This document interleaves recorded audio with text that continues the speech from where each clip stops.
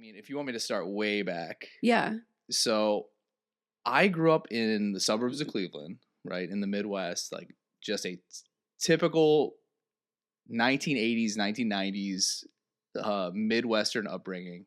It kind of reminds me like when I watch Stranger Things that I'm like, okay, that was the kind of the Mm-hmm. neighborhood that, or like E.T. or something like that. Like all the kids would ride around their bicycles. Most of my friends back in the day were like, actually just like for some reason in our neighborhood, I swear there were more boys than there were girls. It was just like Same. a huge like boys group. I was the same. Like I grew up the exact same way. Where the film journey all started for me was like back in those days, we did not have a video camera. My parents didn't have one, but my neighbor got the first video camera like in our neighborhood or whatever, right? I don't know, at that time in my life I was like really obsessed with James Bond. So this is probably like when I'm, I don't know, 7, 8 years Wow. old or something, right? Early, this is the early 90s. And he gets this video camera, and our first movie that we made together was this like James Bond parody.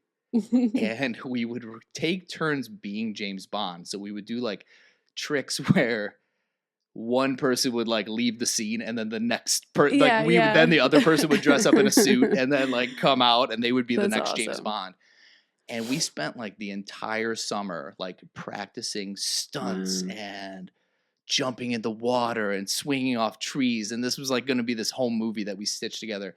And I think that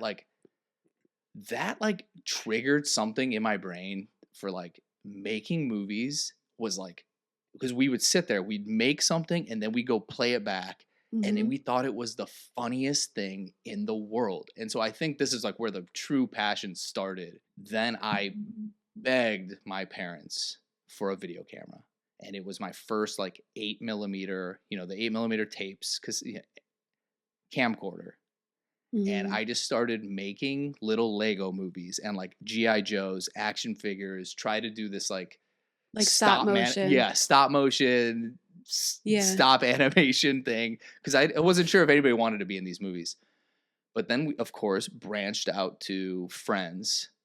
And I started recruiting people to be in my films.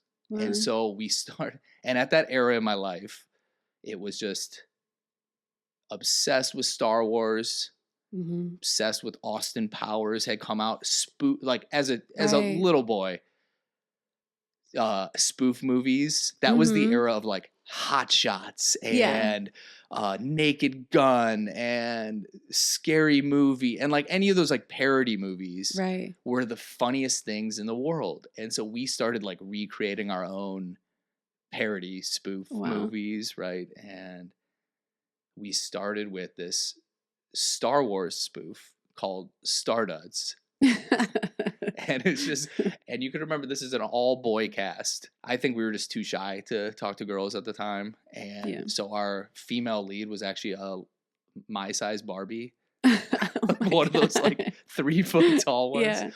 I think it just, I just realized like the camaraderie of making movies with your friends and like going back and watching it was like, it just made my childhood. It was like the coolest feeling and rewarding. I don't know. You're all working together to make something. Yeah. And it takes everybody and all the like the things the happy accidents and all the fun things that like come up, the stories that you made hanging out with your friends. So I've like, I guess from an early age, I had a lot of great memories, and I ended up my good friend Phil. He's gay. He asked me recently. He's like,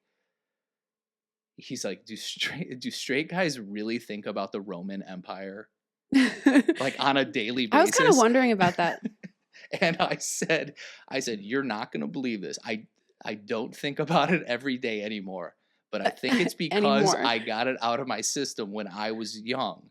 And I was like, I was obsessed with the Roman Empire for all of high school. Rome's the first place I studied abroad. And it's because when I got to high school, we made a project on the Trojan War, this film, recruited all the kids in the neighborhood, and turned this into a war epic short film. And so my dad had taught me like earlier when I was younger, crafting cardboard into like armor and costumes, and he would just put me and my brother in the backyard and just fight with these like crazy cardboard swords and cardboard helmets and armor and stuff like that. And so we built all of our set like costumes out of cardboard, painted them gold, got all the kids in the neighborhood, made the Trojan War short film, right? And this thing had miniatures. I mean, we did like a miniature castle and made it look like, you know, horses were riding up to the castle. We did when anybody's head or arms got chopped off, we had like special effects blood, like we were shooting tomato juice out of like turkey basters and stuff like that. And that just kind of like snowballed into, I think, all these other short films. I just saw like the reception that we got. We turned in this project, and I just remember the teacher was like, at the same time being like, what the hell is this? But being like, like amazed, you know, that we like, I'm not even mad. We put all this effort into this like one history project. Yeah. But I think again, that like during that like crucial era, you know, when I was like probably, you know, going through puberty at 10 through 18, I was just obsessed with film. I remember having this magazine, and it was that my dad got me, and it was probably from like 1993, and I remember it being Steven Spielberg's like catalog. And I looked at this magazine and I studied this magazine. Like it had all of his films, and it kind of gave like, you know, some bio stuff, but also had just like a little bit of the making of stuff. And I just kept thinking, I'm like, this is what I want to do. Like, I want to be in film. I for sure thought like I was definitely on the path for like film directing. That was obviously like, I think most people's dream when they first start, right? Yeah. And yeah, we just continued recruiting kids to be in our movies. We did a lot of war movies. Did finish the Star Wars movie, which took us like several years. Really? Oh yeah, it just like kept going, because at that time, one of the frustrating things was there was no Adobe. I mean, there was Adobe Premiere, but it was like it's so expensive to have a computer that ran that. So you did a lot of your like editing, and I can't remember if it's like linear or non-linear with that, but you basically would hook the camcorder to the VCR. And so and you would have to record scenes. So you really try to shoot all your movies in story order. Like, so you would limit the amount of editing, and you would just like stop recording and then, okay, end scene. Yeah. Okay, the next thing, we got to go to the next room. So even if you went back, you were like not filming it at the same time. And so people were getting older in these scenes like at the time. I think... But yeah, we ended up making a lot of movies. By my senior year, I had joined forces with this other student named Robert, who was like just as passionate about film as I was.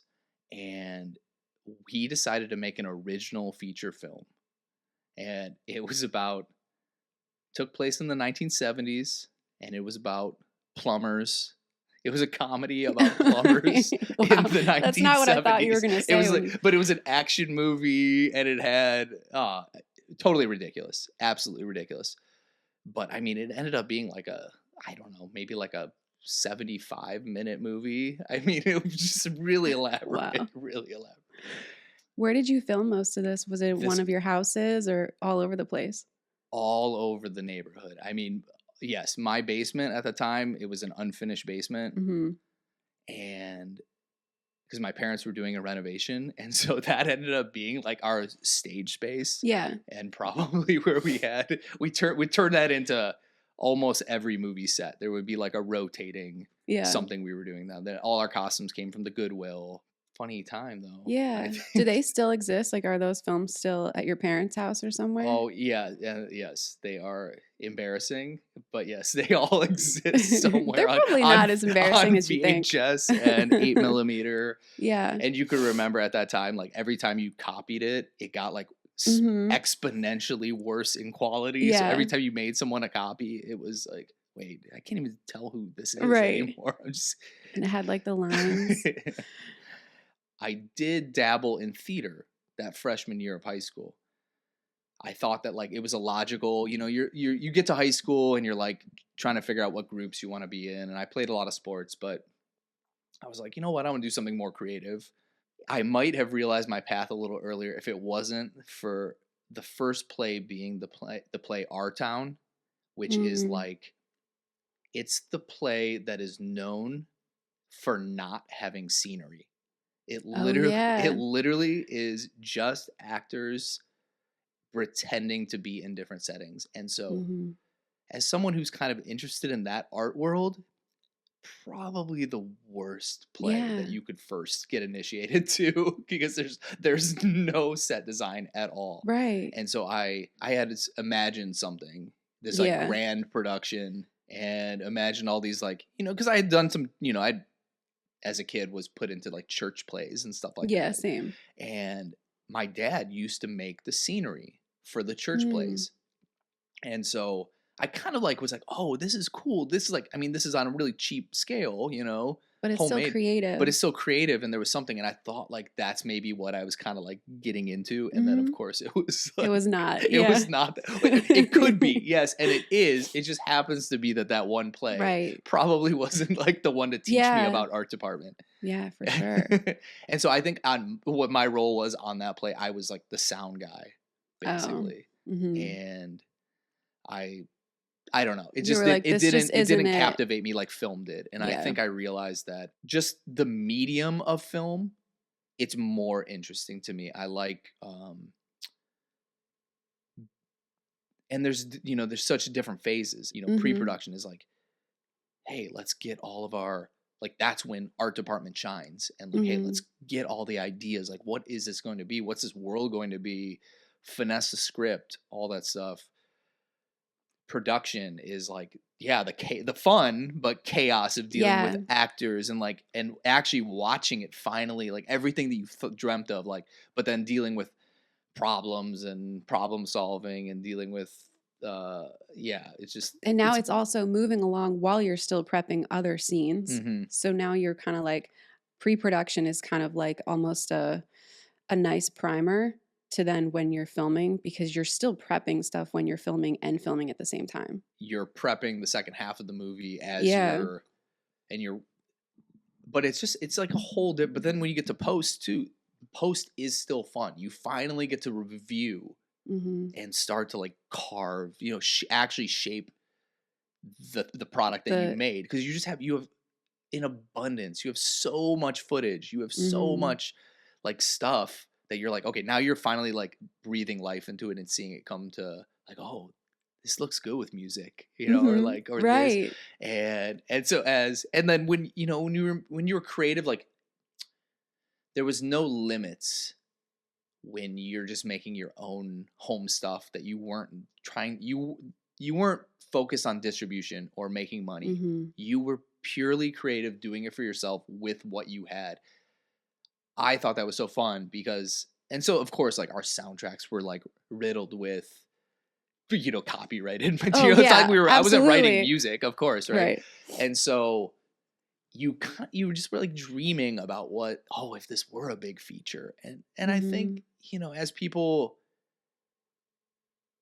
you just still like a childlike dream version of what the industry could be.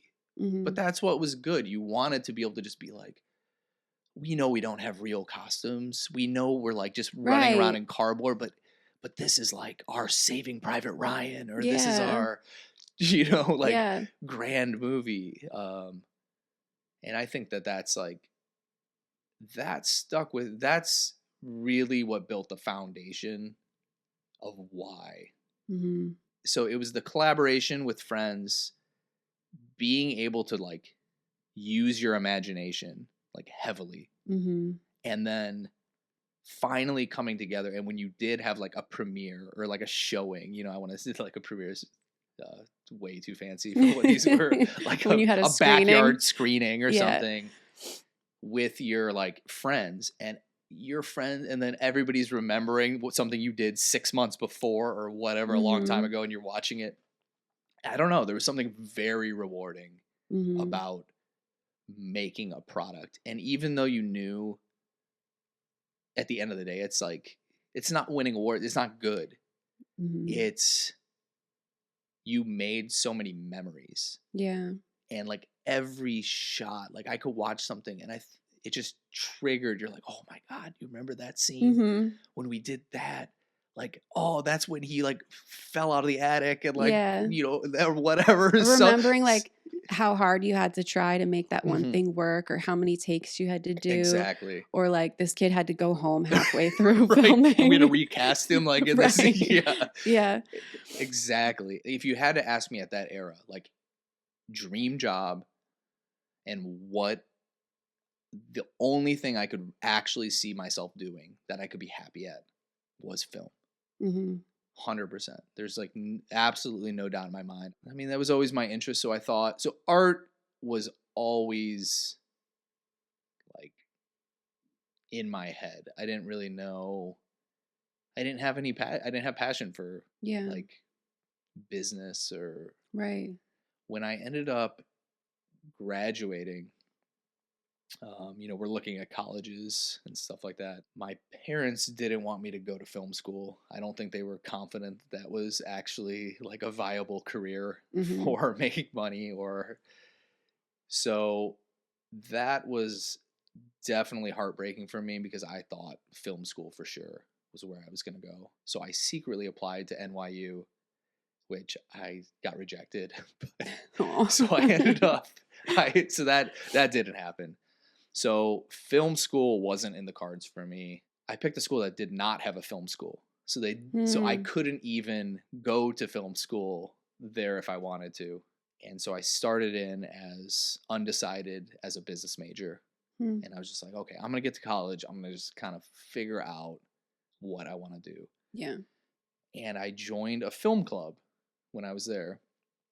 And it's actually a guy, I think he's directed a couple smaller movies now, but I jumped on a student film, you know, and I was like, okay, blah, blah, blah. And the experience wasn't great for me. Really? Yeah. I think that, you know, and I don't know if it's not that it was like a bad film. I just think that I was like, oh, I should just be, why am I working on other people's movies? Like I should still be making my own stuff. Yeah. What did you do on the student films? I think it was just like you're, you know, holding a light or you're like a boom operator, or you're you know, I don't think I had enough creative like collaboration with working on somebody else's project at that time. Yeah, sure. And so living in the dorm freshman year, I met my RA was an architecture major, and he showed me some of his projects and he was talking to me. I was talking to him because I was undecided and I had no idea what I wanted to do except for film,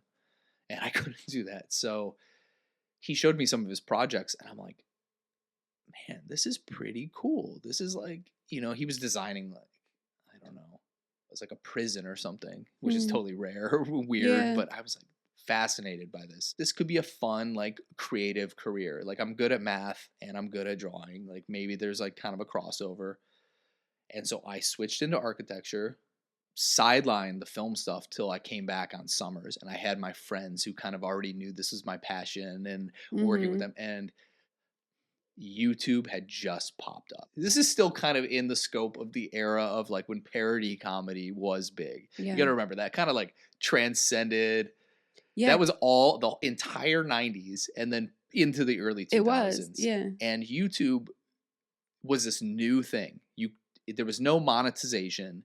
It was just people making ridiculous videos. And this is like before anybody even knew what a meme was and all this. And you just made, I mean, this is probably 2000, 3-ish, right? Something like that. And we made a series of Journey parody music videos. They're quite ridiculous. And it was like a 5-part series where we just pretended to be the band Journey. And somehow we put the first one out there, and it like got like 30,000 hits or something like that. We're like, whoa, what is this? There's like this secret Journey army like audience. Like, what is this? Who is this? Yeah, right. What is this group? And people, and the comments. I mean, we thought maybe this is maybe this is how you get discovered. Right. Maybe this is how you become like the next thing, even if it's only your 15 seconds of fame or whatever. Right. And so we went from the Journey music videos to we did these Rocky IV montage. Like if you've ever seen the Rocky IV montage, I mean all the Rocky montages, but Rocky IV in particular is the most ridiculous 1980s montages that you've ever seen. And so we recreated a couple of these shot for shot. Wow. And again, like boosting your self-esteem, boosting our confidence. ESPN's Bill Simmons had this blog at the time. I forget what it was called, but he was the top ESPN writer. He would do this yearly end of the year mailbag where he'd answer people's questions that weren't just related to sports. You know, like, what's your most watched movies? He's like, well, I don't know. He's like, I don't know about that, but I'm going to tell you the number one favorite video on YouTube this year was our Rocky IV montage. Yeah, so he called it out. And I didn't read his blog, but I had a bunch of friends that did. And I got like a couple emails like the next day. Wow. And people, you need to read this article. Dude, you just got what called. Are the chances you just of got that? called out by Bill Simmons for making your video. And then it went up. Like we got like 700,000 hits. Yeah, because from that, people are just like, from where's that, and the Rocky IV and they're montage? like, yeah, found this from Bill Simmons. Right. Blah blah. He had such a huge fan base. Yeah. And so. And because it was a sport, he was tying it back to sports because it was like, you know, Rocky and boxing. And he was like, oh, this is like my favorite, like sports related, you know, whatever. So we got like this, we're like, oh me and my brother. So my brother's in the, you know, me and my brother were in this movie together. And also not leaving out my brother altogether. My brother was very much involved in all my movies making. So I already had one built-in cast member for most or crew member looking the other way for almost everything. But we were both in this and we're like, oh my gosh, like maybe this is going to lead somewhere. This is going to be great. It was enough of a motivator to like keep creating our own stuff. Like, oh, maybe there isn't maybe we are okay at this. Like maybe I should pursue this. And even though I was studying architecture and switching into that world, I think it started to plant the seed of like, man, I'm okay at both of these things. Maybe I'm not great at either, but I'm decent, above average at both of them. Maybe there's a way to merge the two. I still had no idea how to do it, only for the fact that you thought like these movies have sets. Like somebody has to work. Someone has to be designing them, right? Right. And I knew nothing beyond that. I like knew nothing of like, you know, obviously there's set designers, but I didn't know anything about like art directors and production designers or just didn't even know what those titles, like I didn't really know what those titles were. You just kind of like see it in the, you know, the credits. You don't know what they do. No. Set designer is like, oh, design the sets. Right. But art director is kind of like, what does that actually mean on a day-to-day? Yes. But I think that's like where I tried to merge. I like the seed was planted, trying to merge, but the reality wasn't there. This might always just be like a side hobby that I have, but I still need to pursue a real career. I graduated and getting a job was really hard. And so you have a portfolio. I'd send portfolios out. I'd send, you know, cover letters, all this stuff. And I started to get like, I just had this wall of rejection sitting in this. I had to move back in with my parents after I graduated. I started taping up all the rejection letters that I got from architecture firms. Yeah. They only want to hire interns. They want to like start you out as an intern. Well, shit, this is not looking that good. I should look into grad school. I applied all over. But I did apply to one school in Los Angeles, which was University of Southern California. I sent the application out thinking that, like, man, it'd be cool to be in Los Angeles. Like, this would be, this will maybe, that could like maybe connect me to film again. I'm not sure. I ended up getting an internship in Columbus, Ohio. I was so bored. Fortunately, I got into USC during my time there. This became my like escape plan. And that is kind of what happened, but the program was so intensive that it was hard to make time to work on films. There was no set design classes. There wasn't even a connecting point. They had one intro class to something set up for maybe like undergrads. And so they made it tough for the School of Architecture to cross over in the School of Cinema. Like if you weren't in the School of Cinema, it was hard to navigate that, even though we were both at USC, which was confusing to me. I graduated in the recession. Oh. Okay. Yeah. So I graduated like the recession of like 2008. There weren't jobs in architecture to be had, which was this weird blessing in disguise because it allowed me to try to pursue the film stuff, which is what I really wanted to do anyway. Wow. But I had no idea where to start. I'm living in LA. I'm basically like couch surfing. Now I have this like master's degree education with a passion for film. Like what a master's degree in architecture with the passion of film. Like how do you merge these? What is the merging point? What is the like right? And it turns out it's art department. And I knew not a single person in the film industry and then you start like, okay, go to the library, get some books, try to like understand a little bit about what these, because it's not even easy to find out what these people do. There's like you see their names in the credits, but on it. It's like, it's unbelievably like, it's not even, we're in the year 2024. And honestly, like, I think maybe last year there's a group that popped up called the Production Designers Collective. And I'm like, wow, this seems like it should have popped up like 50 years ago. Like, unbelievable that it's like only now like coming to light the same way like cinematographers have been, really exposed and like become more about. recognizable. Yes, for sure. So it's really hard to find info. And so I ended up having a friend who was a makeup artist. And so she was working on this little like web series. I day played on that for just like a couple days, being their like art department PA. Oh. Which you're the only, I was going to say, were you the only art department There's one person? art director and you're the only other person. So you're basically like, whatever, you're a gopher, you're whatever they want. But I started talking to that person. I'm like, okay, well, who does what? Because she's like, I think you want to be in the art department. Like, I think that's where you're like what you're talking about. And I'm like, okay, art department. And so then we worked on this music video. And again, I was just an art department PA, just like gopher running around, whatever they need help with, right? Carrying and moving stuff. But there was a couple people in that art department.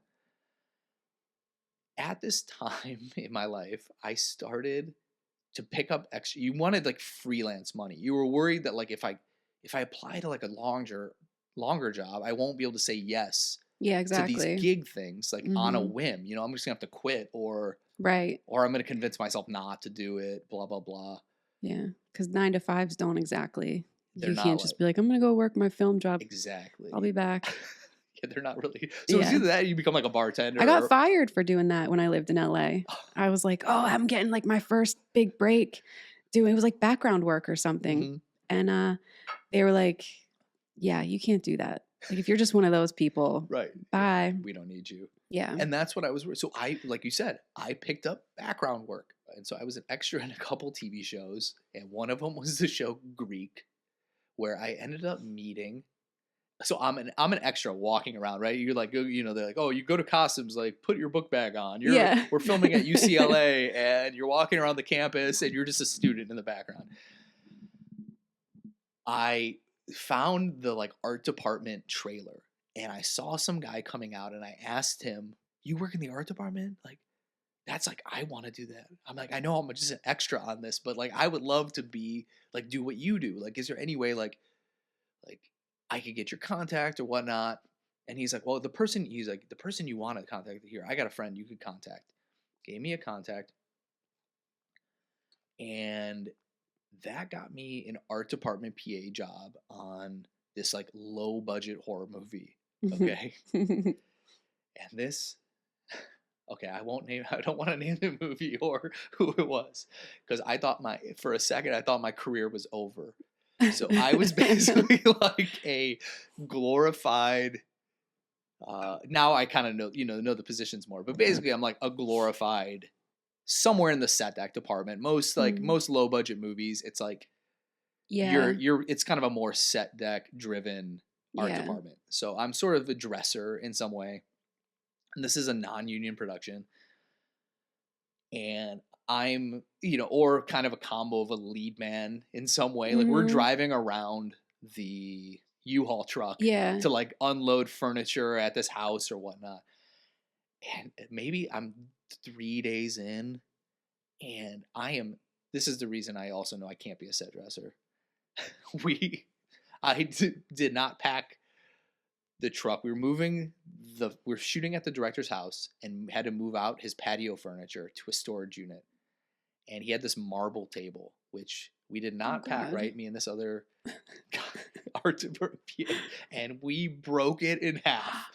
Broke the director's marble table, and there was a thought that crossed my mind of just not returning. Yeah, you're like, I'm just gonna go home right now. Literally just disappearing and hoping they like forgot my name and like didn't ruin my career. Because I was worried. I'm like really worried that when we go back there, they are going to just ream me out, fire me, like blacklist me from Hollywood on my third tiny minuscule production I've ever been on. You imagine them like on a computer, like do not sending out the emails. This is but at that time in your life, like every job you had is like the biggest job, and this one's like the biggest. And there were some named stars in this. I mean, they were like, even though it was a low budget horror, they were calling in favors. Wow. For like some actors. I'm surprised they were filming at the director's house. Yeah. But like that goes to show. It was so many days there. They wanted to save money. Yeah, I don't exactly. know. That's how passionate they were about it. Yeah. But you don't realize at the time when you're in that position that is like a low budget. Like even if you got fired from that show, it wouldn't mean anything for your career. You'd be okay. Yeah. but you don't know that. You don't know that. You think your career is over. Yeah. And so I'm like, oh my God. I can't remember what happened or how we dealt with that, but we didn't get fired per se. We just like maybe didn't get asked back. Right. Right. No, but it was okay. And that was a time, and I'm working all these jobs for free. Like I hadn't made really? Any money yet. Wow. So this is just like you're trying to stay afloat in Los Angeles. I'm living in the cheapest apartment in Chinatown that you can imagine. I know. I lived in the back of a garage. Yeah, real bad. So living. So you can imagine my life was like pretty chaotic. Graduating. So I felt like I had like this degree that I'm not really using yet. Mm-hmm. I'm broke. Don't have a real job. I'm just working gigs day to day, week to week. And the only thing I can think of doing is emailing as many film art department crew as I can. And so I made this master Excel sheet that had like, I just went through, I started with all the movies that I thought like were semi-recent that I really like loved. Any of the things that I really loved as a kid, I'm like, oh, these are the coolest. Mm-hmm. And then I went through social, like anything you could find. This is like, early days I was of gonna say, Facebook. how could you find any contact info then? It was so much harder than it is now. This is pre-Instagram. I just started Googling and Facebooking. And so I made this master list. It had people's like either a phone number or an email, anything I could find. I preferred email, so it wasn't like so intrusive, of course. But after sending out hundreds of messages, I would hear back from maybe 10% of people, and only like 1% would actually meet up with me. So you're talking like 1 out of 100. I think that's a testament to how you have to stay persistent, and you can't get discouraged, and you have to keep like trying. Yeah. Because it only, like everyone says, it only takes one. Like you only need one person to get you the job. So like you can scour through thousands, but you only need one that gives you a chance. Yeah. Because that one can open the doors to like so many things. This is kind of crazy, and she'll laugh about this, but really good close friend, my friend Lindsay,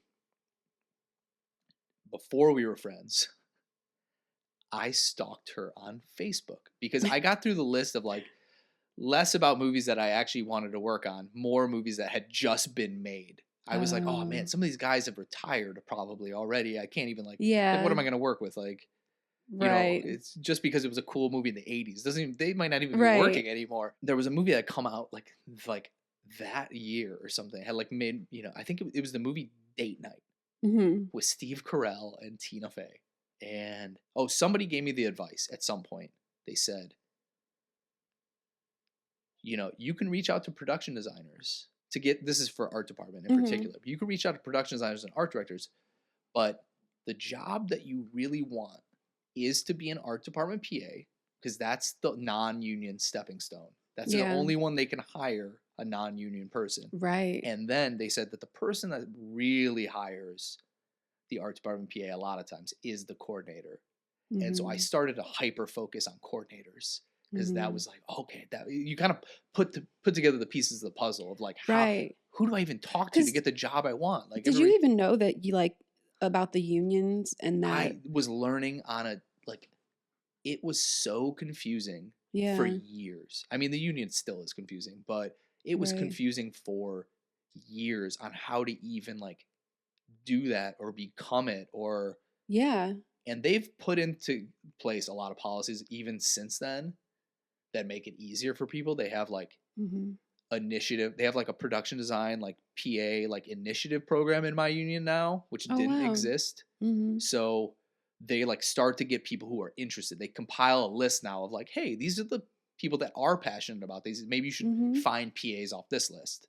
It's a learning curve because it's not like explicitly written. I think, honestly, it probably took me a while to even find the Art Directors Guild website. Like, I didn't even know that there was a union. Yeah. And then it was like, oh, wait. Okay, there's a union. Like, wait, there's a website for this? Right, like, Oh my God. Like, this is a whole thing? Like, I mean, I was Yeah. starting from school, like zero, like below zero. What I think actually worked, reaching out to Lindsay through Facebook. But I wrote, I swear, 10, like, I won't say her last name, but like, I wrote like 10 people with the same name. And I said, are you the one that worked on Date Night? Are you the one that worked on Date Night? Are you the one? And no. Yes. Why? And she had been in a car accident. So she was like going through like recovery. So she had like she couldn't even take a job. So she had more than enough time to talk. And she was like so nice about it. Talked to me on the phone for maybe half an hour. And she just said, you know what? Like, I'm not working right now, so I don't have anything to offer you, but you just need what you're doing to me, like what you did here. You just have to keep doing that. That's the only way to break through to people, is like, because you don't know them. Right. And you're probably not going to cross paths randomly unless you're lucky. So you just have to keep trying the cold approach until something finally sticks. Yeah. Still nothing called. I'm like working as an extra once in a while. I picked up a job at 24-Hour Fitness Hollywood. I'm working as the front desk clerk and just to make money, but trying to keep this like flexible, like they were, pretty flexible with my situation. And I get a call from Lindsay. I got a job. can you start tomorrow?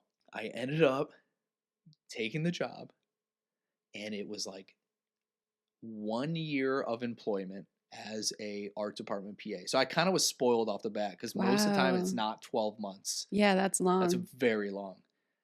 And it was on huge movie at the time. Well, it was supposed to be a huge movie. It was Cowboys and Aliens with Daniel Craig and Harrison Ford, and directed by Jon Favreau, and like it had everyone attached. I mean, Spielberg was a producer, Ron Howard was a producer. I was like in like heaven. Like this was like my dream thing that had happened. It didn't happen right away. It wasn't like you reached out. It took months after we talked on the phone. It was like, but thankfully that person kept me like in their memory. I think having a phone conversation, like if you can meet up in person, that's the best. Because they now are identifying you with like a real human. Yeah. And you're making more of a memory for them.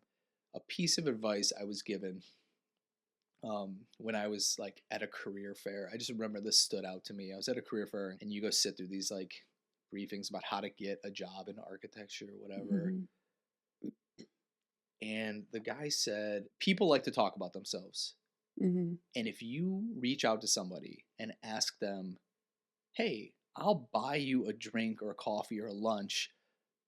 I just want to like to talk about yourself. To like, I just want to hear how you like your life, your story. I want to hear your story.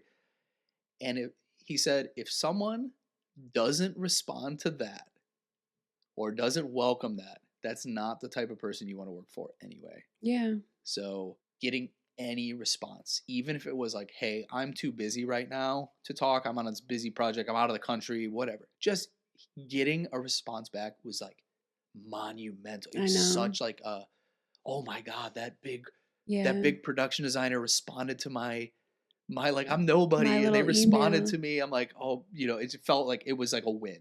Yeah.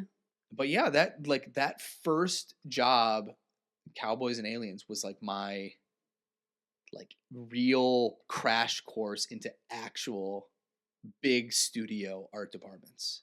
I was fascinated. I mean, we had such a huge team. You had every position. You had the concept illustrators, a big team, storyboard artists. You had the set designers that were hand drafters and digital set designers. Then you had like specialty set design that were like really good at 3D modeling and doing these crazy things. You had people doing animatics, previs. You had just like so much talent in this. But yeah, of course, then you had assistant art directors, I was gonna say, supervising art director. And then we were in 2 different locations. They were filming in LA. That was the stage stuff. And then they shot the exteriors in New Mexico. So I stayed with the LA team. And I definitely was jealous. I didn't get to go to like the Western towns and stuff like that. But I got to, see all the models and see like everything being developed. It had components of everything for me because it was the period piece with the fantasy. I met a ton of people, and that's where you like, you might not mesh with everybody, but there's usually like a person or two that like, you might even become like lifelong friends. I mean, there's so many people, like I said, from that job, I still talk to. I've worked with Lindsay. I have worked with her. She's helped get me hired on 3 or 4 shows. I mean, besides all the ones she like recommended that she didn't even work on, but we've worked together. We've stayed together. Like we've worked together. We worked together last year, or in 2022. So it's like that relationship has gone on for a long time. Yeah, because once you're just in that office, they can put a face to a name. Yeah. So you're already one notch ahead of just a blind resume that's sitting in their inbox. That job snowballed into the next one, right? So that went to bouncing around different studios in LA, which totally cool and totally fun. I recommend to anybody who's starting out, like try to get some studio experience. It's just fun. It's like little film cities. I bounced to another one. Then I became friends with the art director on that. And then she took me on to the next project after that. But there was a point where I'm in Los Angeles, and this again goes with the the ups and downs of just film career in general, like the craziness. But I'm in Los Angeles, and now I'm at the point I've PA'd like 3.5 years. And I'm getting into my late 20s, and I'm like, I have crippling student loan debt still, right? The calls have gotten less, but also the pay got less. And there's a point where I realize, I'm like, okay, well, my goal was to become union. Like, I have to, like, that is the next step to make a career. That's when film in LA all started to leave for the tax incentive states. And I started asking all these people, I'm like, how did, like, you know, same question, like, how did you become a union? Like, how did you do it? Like, what is your advice for me? Like, what would you do if you were me? Yeah. They said, man, you should really move to New Orleans. You should move to one of these tax incentive cities. It's like bustling out there, and there's just like, there's no people to hire. Like, there weren't enough like local crew to fill the positions, and they were pulling people just like, you know, like off the street basically. Yeah. And for me, I'm like, oh my God, like, I guess this is what I got to do. And so I took the leap of faith, and I told my roommate and one of my best friends. I think he was just sick of hearing me talk about it. So he said, he's like, I'm booking my flight home now. And I was like, okay. So he's like, we're road tripping out there, and then I'm flying home. We end up packing the car up, and he moves out with me. I mean, he doesn't move. He drives out. He drives out with me, and we go out for a night on Bourbon Street, and then he leaves the next day. And I'm just like in this apartment in New Orleans. Like, how did you find a place? Craigslist on the way. Oh, sure. Yeah. Yeah. On the way. On the way. Holy from shit. McDonald's Wi-Fi. Wow. And I just remember like getting there, and he's laughing. He's like, what did you just do? And he's like, okay, bye. Peace out. I'll be in LA. Yeah. Have fun. Good luck. Right. So that was kind of like the final push, like final catalyst. Now I'm here. Now I'm in Louisiana, but no, I don't know a single person in New Orleans. Same process again. It's start over. It's the cold emails. It's the cold phone calls. Thankfully, there were people that were like happy to meet up here, which was great. And I met some great people, or like they responded, you know, or they talked to me on the phone. Very nice people. Some people that like I met up with, I thought they had more experience than me. And I get there and I'm like, oh, you have way less experience than me. Like you might be getting more out of this meeting than I am. Like, right. No, but it's good to help anybody meet anybody. Yeah. You never know where your jobs are going to come from. So I said to myself, and I told my parents, because my parents are very anxious at this point. This is years of me not having a steady anything. I said, I'm going to give myself 3 months in New Orleans. So I gave myself 3 months, and I swear it was like 2.5 months, I get an interview. I went in for what I thought was a PA job. She says, actually, I'm looking for an art director. And I'm like, so my eyes lit up, right? Yeah.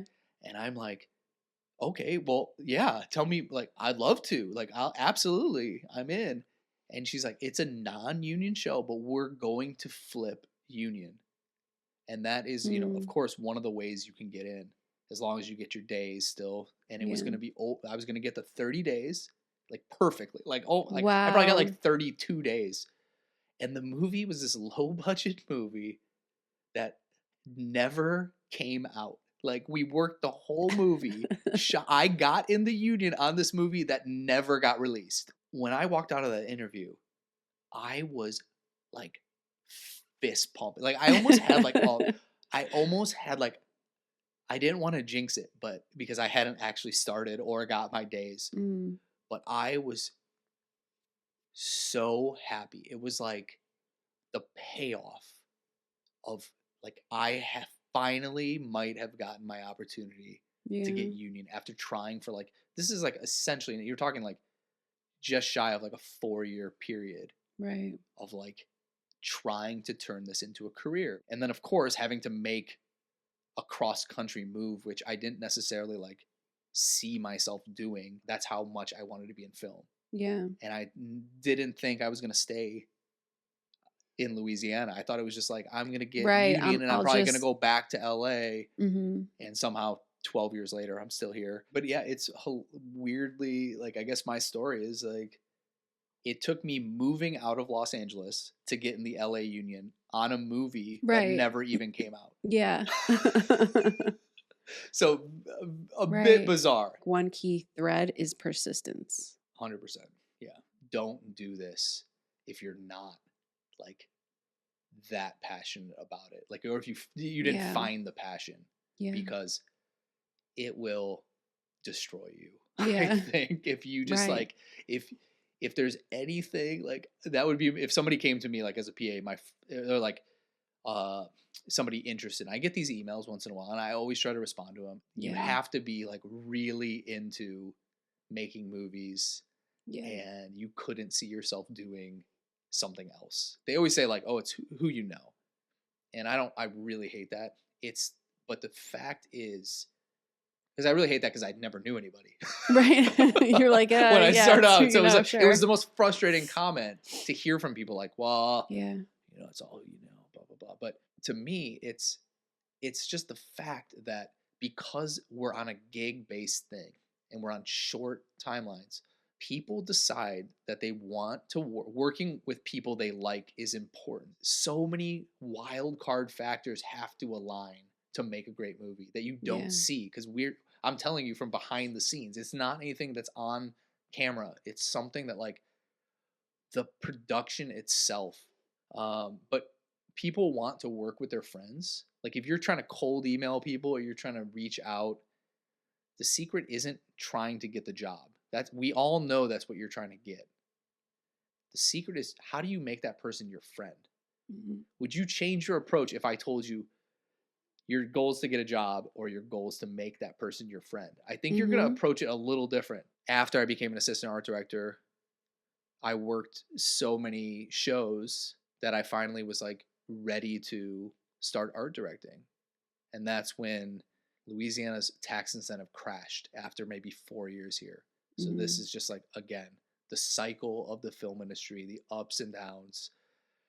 Just and you stayed, right? And I stayed, but I started working all these jobs on the road. But I used it as like a catalyst to get me the bump up. Because I was like, you know what? I'm kind of like, I think I'm ready to art direct. I feel like I've assistant art directed every type of like size movie, every type of movie. I think I'm ready for the next challenge. I'm kind of bored. And so I went on the road and it opened up and I started doing like Get Out, low budget movie in Alabama, Chicago, went to Chicago PD. I did True Detective in Arkansas. But this is where you were able to leverage that. Then it's like, okay, now you're an art director and now you're traveling and now you're. Yeah. And then the same thing, I art directed for a long time. And then finally I got the call to be a supervising art director, which is like, when there's multiple art directors on the team, you're kind of like the lead, I guess. And you deal more with like producers and learning how to, it was just like another thing that you never really got to touch unless you do it. Mm-hmm. So you kind of see somebody else doing it, but you never really get a good lesson and you just have to. There's not a lot of mentorship on the job usually because everybody's so focused on just accomplishing the task. Yeah. That you just have to like jump in the water. And yeah, you're going to make mistakes and you're hoping somebody can help, like. Especially if it's your friends. Oh, exactly. Like, am I doing a good job? And that's where I'm like really honest about it. I'm like, guys, I'm just reminding you, this is my first time doing. And then they have some sympathy and for that's you. Okay. I think. Right. And you're like, you hired me. You might want to like not. Yeah. Right. That's your fault. Yeah. Exactly. Right. Yeah. It's just leveraged into that stuff. And I guess that's kind of like where I am at today, but I mean, the latest challenge that we've dealt with in the film industry are the strikes and being unemployed for longer than I've ever been unemployed in my entire life. Longer than COVID. Yeah. And the industry still is like very, very slowly waking back up. But if you stick with it, like when it rains, it pours. There's some great things that all make us all addicted to the film industry. And then there's some bad times, but it's just like you have to look at it in like the long-term picture, kind of like the stock market. Like if you're invested, stay invested, ride it out. Yeah. And you could have a fun career, fun time. Yeah. And making movies with your friends. And sometimes you can get discouraged and be like, I don't know if I can do this anymore. But then someone will call you and be like, hey, I got another show for you. And you're like, all right, I'll do one more. I even know people who have been like, I'm retiring this year. You know, like they're 79 years old and they're like, I'm not, because you know how toward the end of a show, like maybe a couple weeks before wrap, everyone's sort of like, so what do you do? What are you doing on the next show? Right. And I've had guys I worked for be like, I'm not doing another show. I'm retiring. And they say that for like 3 years. Well, because they just don't want, like, I don't know if they just like it or if it's the money. I think it's both. Like that's their life. My fiance always says, like, no one ever retires in film. They just die. So yeah. she feels like and she's an outsider and she feels like, why is everyone still working? Like, why did even they she not knows. Stop? Yeah. Right. Yeah. And I think when you're at that age, you don't stress about any of the little stuff. Yeah. You do not care. And you're just like, wow, I'm making a lot of money. Right. And I don't care anymore. Because my career does not depend on it anymore. At that point, the producers are like, I needed this yesterday. And they're like, fuck off. Yeah, right. Yeah, and they're like, if I got fired, like, okay, then maybe I'd retire. They're like, great, then I'll move back to the Bahamas. Right. Whatever.